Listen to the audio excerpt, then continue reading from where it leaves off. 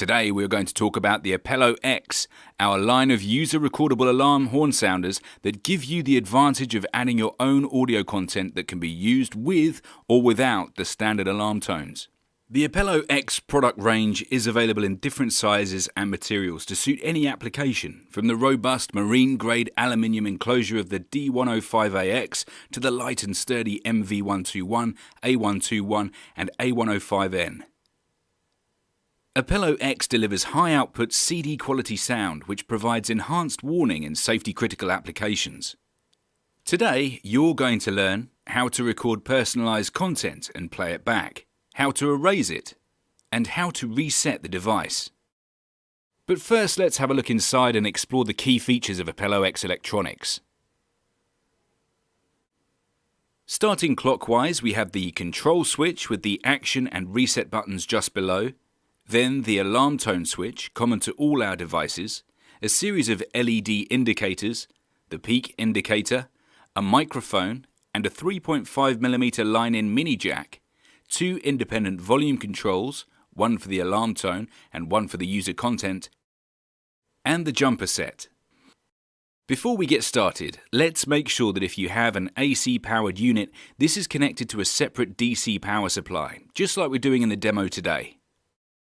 Appello X has 4 stages or slots into which you can record your content. To record your audio content, make sure that position 1 and position 5 on the control switch are set to off to put Appello X into record mode. Then select which stage you want to record. For stage 1, set position 2 and 3 on the control switch to on. Later in the video, we'll show you how to select the other 3 stages. Then select either the built-in microphone or the line-in input. We're going to use the line-in, so position 4 is on off. And ultimately ensure that position 7 is set on off.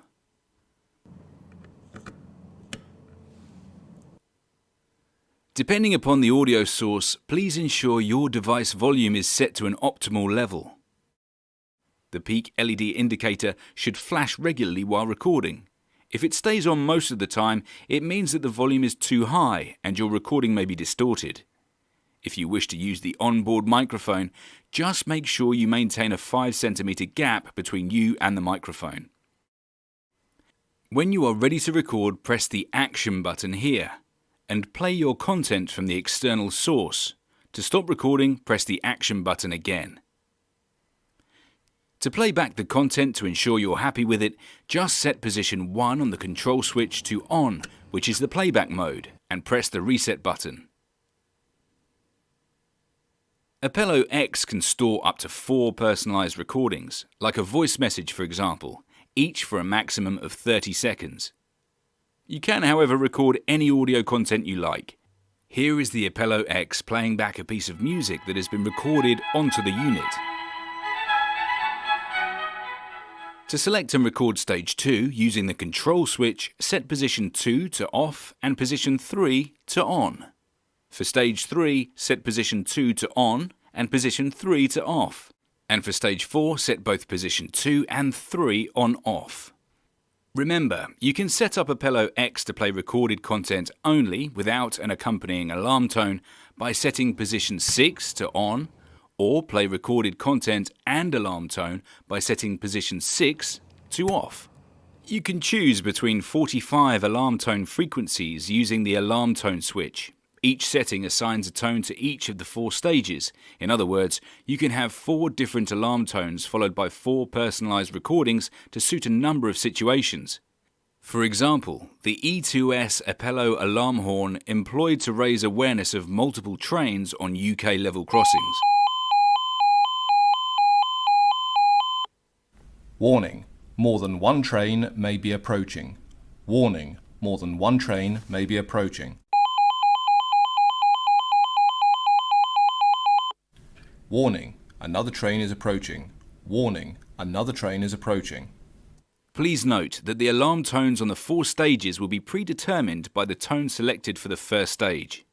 Once you have finished recording, ensure that position 5 is set to on to set Appello X into normal operation mode. To delete a voice message, simply set position 1 on the control switch to off to set Appello X in record mode. Select the target stage. In our case, this is stage 1. Set position 5 to off and position 7 to on to erase mode. Then press the reset button followed by the action button to confirm. Remember, if you wish to re-record content on a stage, you must first erase the previous recording. If you're not sure which stage to delete, then you can do a mass erase and delete all user content on the device by simply setting the mass erase jumper to on and repeat the erase procedure.